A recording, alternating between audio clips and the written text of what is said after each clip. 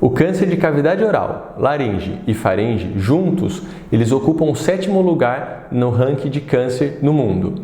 O câncer de cabeça e pescoço, quando diagnosticado mais precocemente, tem melhores resultados oncológicos, mais chances de cura. Para se ter uma ideia de estadiamento e mortalidade, a sobrevida global de câncer de cavidade oral nos Estados Unidos em estadio 1 e 2 é de 75% a 93%, enquanto quando o paciente já chega com uma metástase à distância, a sobrevida cai para 20% a 52%. Em outros países, como a Índia, a sobrevida global em 5 anos, pacientes com câncer de cavidade oral, estadio 1 e 2, apresentam uma sobrevida aproximada de 60% nesses 5 anos, enquanto que se apresentar metástase à distância no diagnóstico, a sobrevida cai a 3%. Então, é fundamental o diagnóstico mais precoce. Eventualmente, pode-se lançar a mão de métodos de screening. O que é o screening? É uma intervenção com eficácia no diagnóstico. Então, precisa ser sensível e específica. E, além disso, precisa trazer um resultado oncológico, uma melhora na sobrevida após ser implementada e ser possível de ser implementada, ou seja, ser custo efetiva.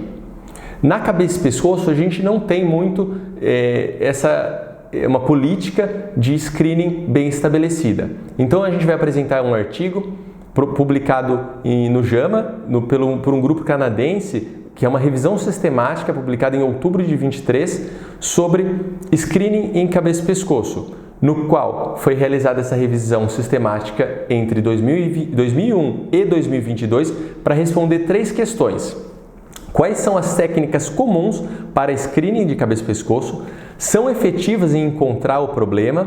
E se aumenta a sobrevida global e específica dos pacientes submetidos a esse screening? Foram avaliados o tipo de screening, se foi numa população geral ou numa população de risco, ou seja, por exemplo, população de risco, pacientes de 50 a 70 anos, tabagista, homens. A localização do estudo, porque a gente sabe que em alguns lugares do mundo tem uma doença mais prevalente do que outras. O método de screening, o que eles utilizaram para pesquisar esses problemas e a sobrevida dos pacientes que foram ou não submetidos ao screening. Foram então identificados 16 estudos, 15 dos quais conduzidos na Ásia e 1 em Portugal. E o screening foi utilizado de câncer de cavidade oral e de rinofaringe, porque são 2 cânceres muito prevalentes na Ásia.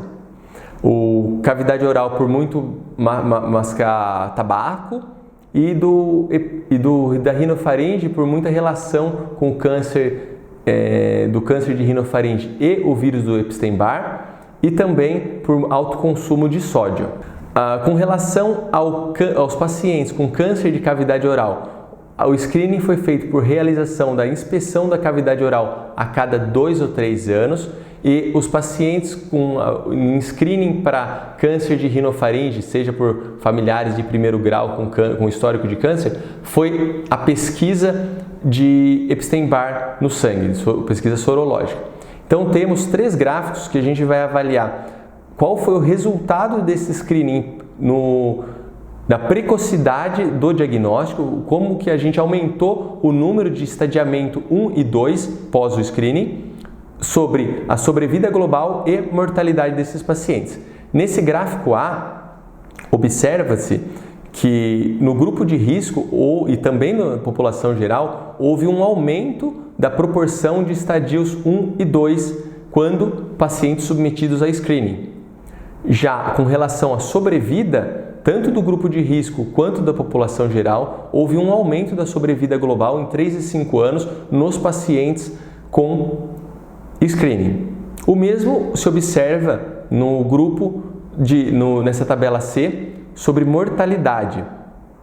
Tanto o grupo da população geral quanto do grupo de risco, houve uma queda importante da mortalidade em decorrência do screening e diagnóstico mais precoce.